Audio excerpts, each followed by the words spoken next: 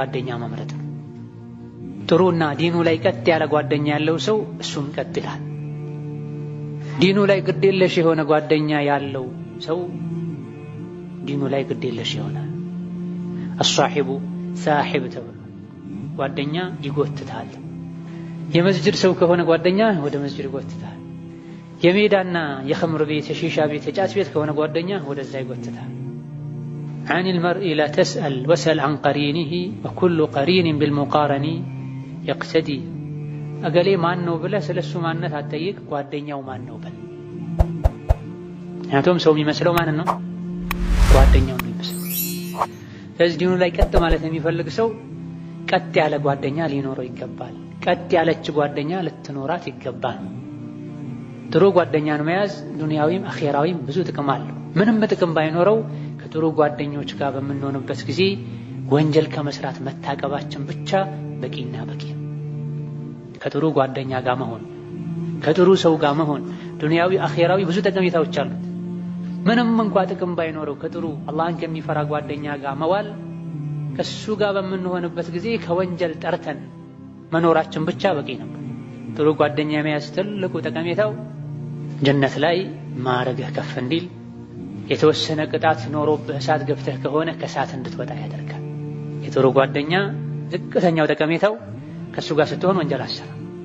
አላህ የሚፈራ ዲን የሚከለክለው ነገር የሚከለከል ሰውን ጓደኛ ካደረግ ከሱ ጋር ስትሆን ወንጀል አሰራ። ወንጀሉን ከሰራ ጥሎ ይሄዳል፣ ጓደኛ አይሆንም ማለት ነው። ስለዚህ ይሄን ፈርተህ እንኳ እሱ ሲወጣ ወደ ወንጀሉ ልትመለስ ቢሆንም ብዙ ሰዎች ጋር ስንገባ ምን ያው እገሌ መጣ አጥፉት ቴሌቪዥን ላሉ ሰዎች ሱብሃንአላ እገሌ መጣ ሒጃብሽን አድርጊ።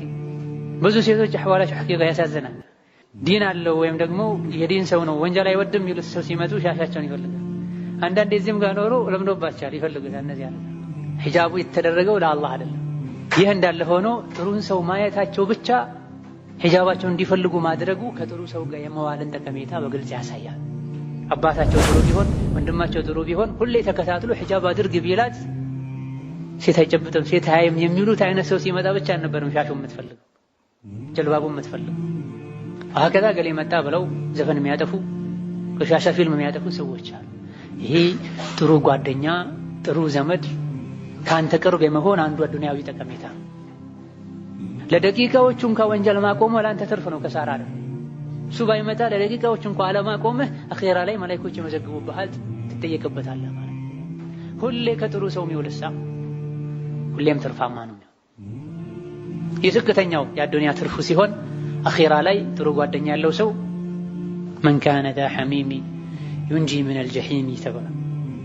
ለአላህ ብሎ ከልቡ የሚወደው ወዳጅ ያለው ሰው ዩንጂ ሚነል ጀሒም ከጀሒም ከጀሃነም እሳት ያድነዋል ተብሏል በአላህ ፈቃድ። አላህን የሚወድ አላህን የሚፈራ እውነተኛ ትክክለኛ ተቂ ነቂ የሆነን ሰው ወዳጅ አድርጎ የያዘ ሰው አኺራ ላይ ሲሄድ የሱ ደረጃ ጀነት ላይ ዝቅ ያለ ቢሆን አሊያ ደግሞ አንዳንድ ጥፋቶች ኖረውበት ከሽርክ ኩፍር ውጪ የተወሰነ ጊዜ እሳት ተቀጥቶ ይውጣ ተብሎ ተወስኖበት እሳት ቢገባ ዱንያ ላይ ይወደው የነበረው የአላህ ባሪያ ጀነት ላይ ቢያጣው ያ ረብ እነ ሊ ሷሂበን እኔ ወዳጅ አለኝ ዱንያ ላይ አብሬው ስሰግድ አብሬው ስበላ የነበረ ለአላህ ብዬ የምወደው እዚህ ጋር ደስታዬ ሙሉ ሊሆን የሚችለው እሱን እዚህ ጋር ሳያው ነው፣ አምጣልኝ ያ ረብ ብሎ ይጠይቃል አሉ ነብዩ ሰለላሁ ዐለይሂ ወሰለም። አላህ ለዚህ ለተከበረው ባሪያው ሲል ደረጃው ጀነት ውስጥ ዝቅ ያለ ከሆነ ከፍ እንዲል ያደርገዋል። እሳት ውስጥ እንዲቀጣ ተወስኖበት ከነበረም የቅጣት ጊዜውን ሳይጨርስ ወጥቶ እንዲመጣ ያደርገዋል። ለዚህም ነው የጀሃነም ሰዎች ፈማ ለና ሚን ሻፊዒን ወላ ሰዲቅን ሐሚም እንደኛ እዚህ እሳት ውስጥ ስንቃጠል መቆየታችን ነው። ፈማ ለና ሚን ሻፊዒን ከአላህ የሚያስታርቀን አማላጅ የለንም፣ ወላ ሰዲቅን ሐሚም የልብ ወዳጅም የለንም። አላህ ዘንድ ቦታ ያለው ሙእሚን የሆነ ከልቤ መወደው ከልቡ የሚወደኝ ጓደኛ ቢኖረኝ ከሳት ወጣ ነበር ይላል። ስለዚህ አልሐሰኑ አልበስሪ ተስተክቲሩ ምን አልአስሓብ ጥሩ ጓደኛን መያዝ አብዙ፣ የቂያም ቀን ይጠቅማችኋል ይሉ ነበር። ጥሩ ጓደኛን መያዝ አብዙ፣ የቂያም ቀን ይጠቅማችኋል ይሉ ነበር። አኺራ ላይ ይሄ ጠቀሜታ አለው። ጥሩ ጓደኛን መያዝ ዱንያ ላይ ወደ መጥፎ ቦታ እንዳትሄድ ይከለክላል። ወደ ጥሩ ቦታ ይጋብዛል። ና ቁርአን እንቅራ፣ ና ዝክር እንበል በሚቻለው መልኩ በሱናው መልኩ። ና ዒልም እንማር፣ ና ጀናዛ አለ ሄደን እንስገድ እያለ ይጋብዝሃል ኸይር ነገር ማለት። ለዚህ ነው ከደጋ ቀደምቶች መሃል አንዱ አልሐምዱሊላህ አለዚ ለም የጀዐል አስሓቢ የቁሉና ተዓለ ነሽረብል ኸምር ተዓለ ነርቁስ ነበር። ጓደኞቼን አልሐምዱሊላህ እንደው ና ኸምር እንጠጣ ና እንጨፍር የሚል ጓደኛን ያልሰጠኝ ጌታ አላህ ይመስገናል። ስንትና ስንት ሰዎች መስጂድ መግባት፣ የአምስት ወቅት ሶላትን በጀማዓ መስገድ፣ አደብ ጥሩ ጸባይ ያለው ሰው መሆን እየፈለጉ ጓደኛቸው ጎረቤታቸው ወደ ኋላ የሚወትታቸው፣ ልብሳቸውን በሱና መሰረት መልበስ የሚፈልጉ፣ ጺማቸውን ማሳደግ የሚፈልጉ አሉ። እዛ እኛ በር ያሉት ስራ ፈቶች ድንጋይዋ ላይ የሚቀመጡት ሳልፍ ያሾፉብኛል ብሎ ጺሙን ያረግፋል፣ ልብሱን የመንገድ መወልወያ ያደርጋል። ነሰላህ ሰላም ወልዓፊያ። የቂያም ቀን እነዚህ ሁሉ አይጠቅሙ አይደለም። እነዚህ ተራ የመንገድ ወረኞች ስራ ፈቶች ቀርቶ አባት እናት ሊጠቅም አይችልም ካላመንክ። የውም የፍሩል መርኡ ሚን አኺሂ ወኡሚሂ ወአቢሂ ወሷሒበቲሂ ወበኒህ ሊኩሊ እምሪኢን ሚንሁም የውመኢዚን ሸእኑ። አባት ለልጁ፣ ሚስት ለባሏ፣ ዘመድ ለዘመዱ፣ ወንድም ለወንድሙ፣ ማንም ለማንም አይጠቅምም። ያን ኢላ መን አተላህ ቢቀልቢን ሰሊም ኢላ አለዚነ አመኑ ወተበዐትሁም ዙርየቱሁም ቢኢማን ቱልሐቁ ቢሂም ዙርየቱሁም። አምነው መልካም ስራ ሰርተው ልጆቻቸው ዘመዶቻቸውም በኢማን በመልካም ስራ መንገድ ላይ የተከተሏቸው ከሆኑ አኼራ ላይ ደረጃቸው ቢበላለጥም ከላይ ላሉት ተብሎ ከፍ ይደረጋል።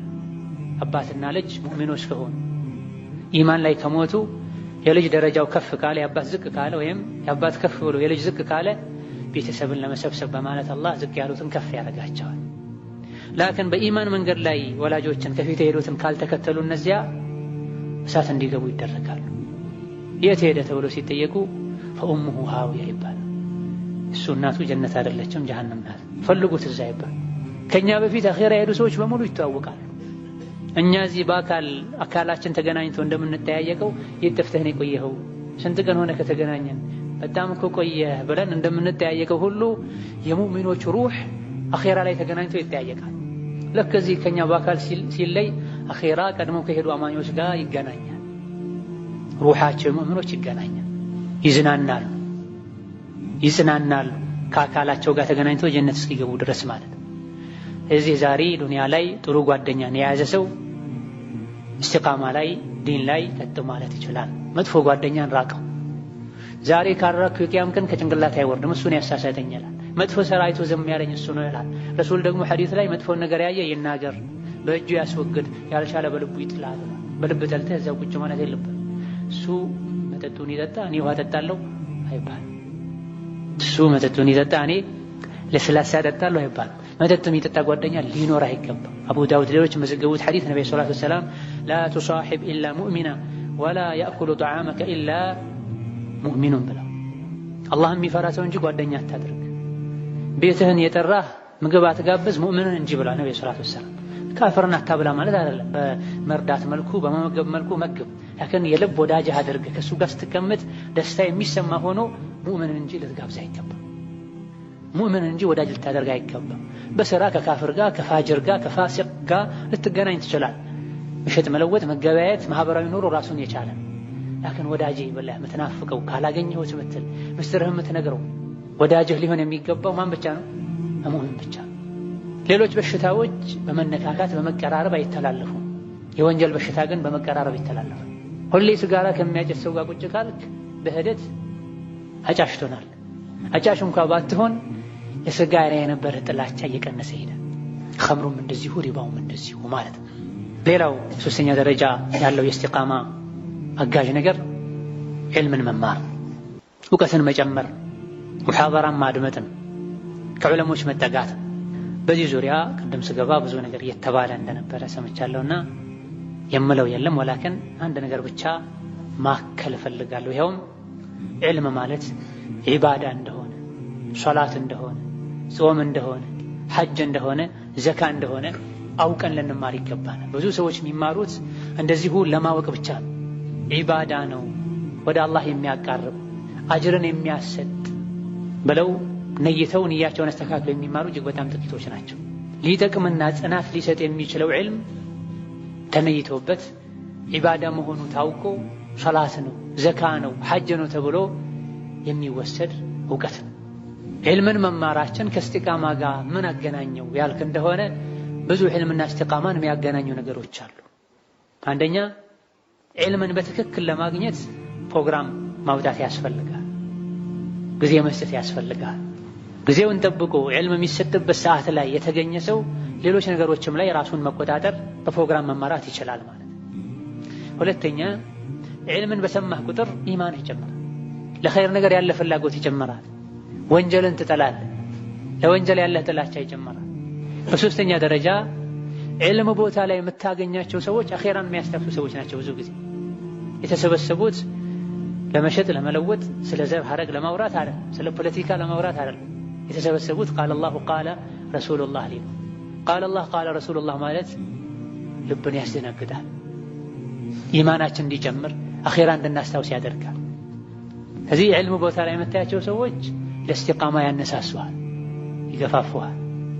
በሶስተኛ ደረጃ ለዕልም የምትሰጠው ጊዜ ሌላ ወንጀል ላይ እንዳያልፍ ያደርጋል። ዕልም መማር ያስራሃል።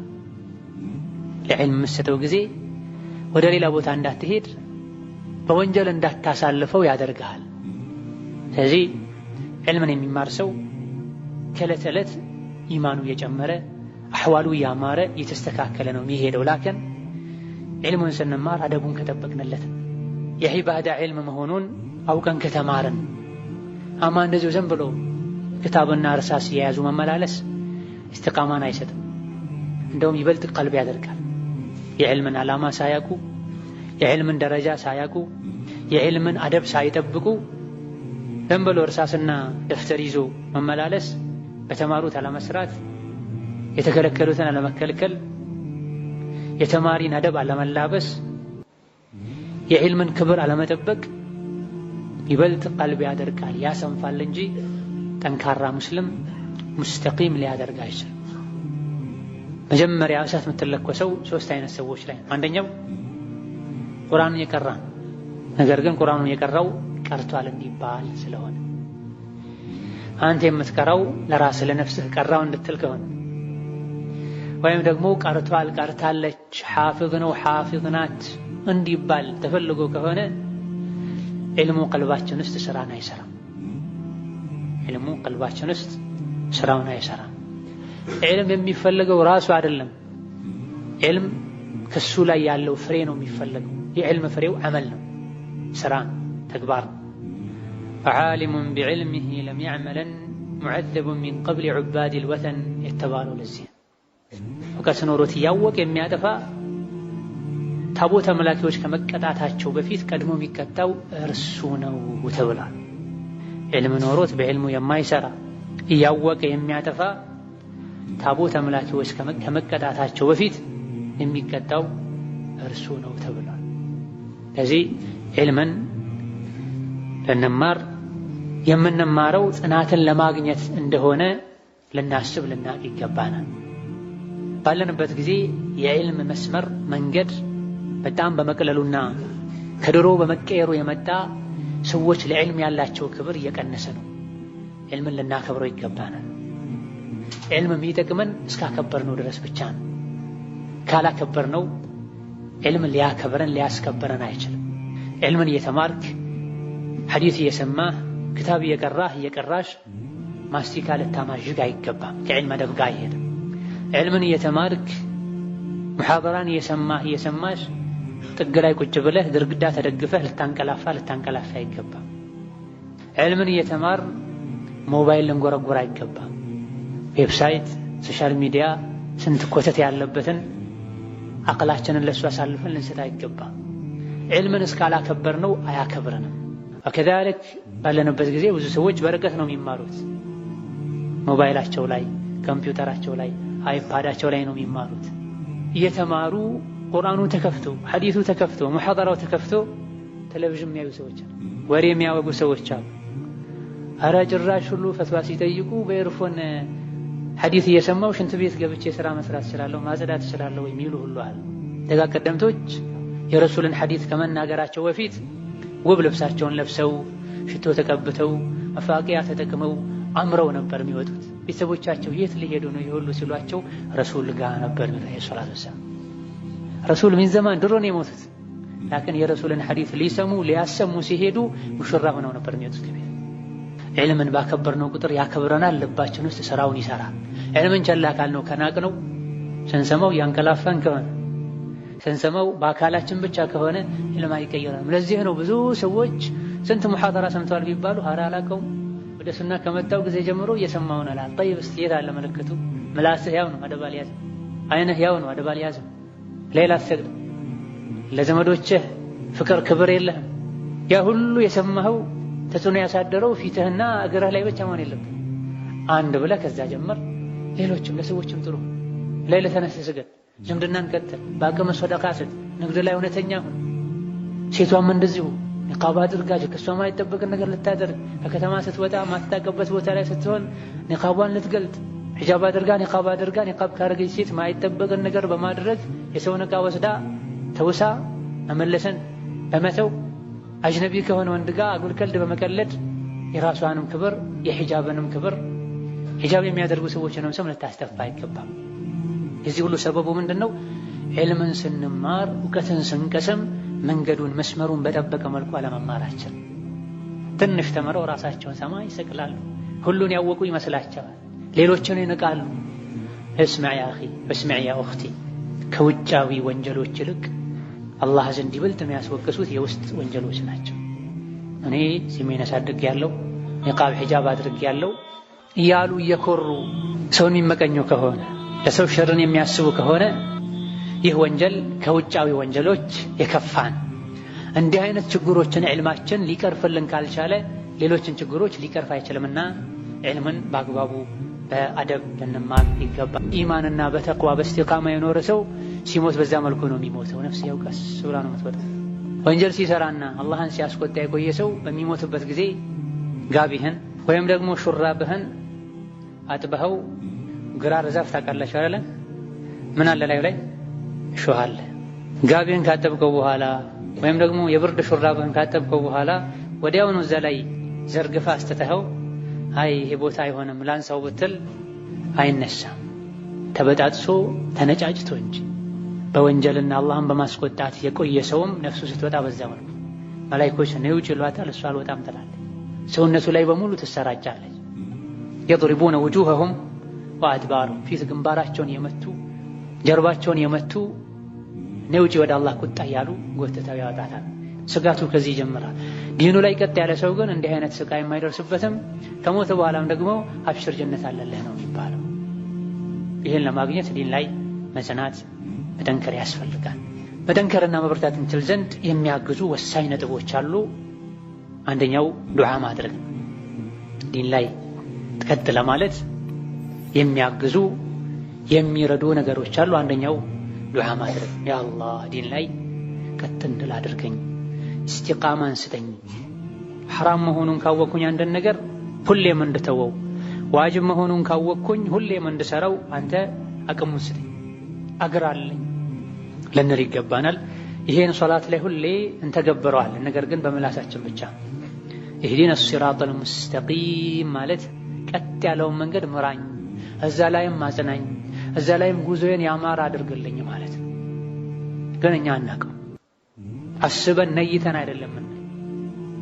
ሌላ እስቲቃማ እንዲኖረን አጋዥ ከሆኑ ነገሮች መሃል አንዱ ዱዓ ነው። ዱዓ ልናበዛ ይገባናል። ኢህዲነ ሲራጠል ሙስተቂም ስንልም ኢህዲነ ሲራጠል ሙስተቂም ማለት ምን ማለት እንደሆነ ጠንቅቀን አውቀን ሊሆን ይገባናል። ዒልምን በአግባቡ የተማረ ሰው እስቲቃማን ጽናትን አላህ ያድለዋል። ለኔም ለናንተም አላህ ተባረከ ወተዓላ استقاما يعدلا. أسأل الله بمنه وكرمه أن يجعلني وإياكم من الذين قالوا ربنا الله ثم استقاموا وتتنزل عليهم الملائكة بألا خوف عليهم ولا هم يحزنون، على كل شيء قدير. والله أعلم. السلام عليكم ورحمة الله وبركاته.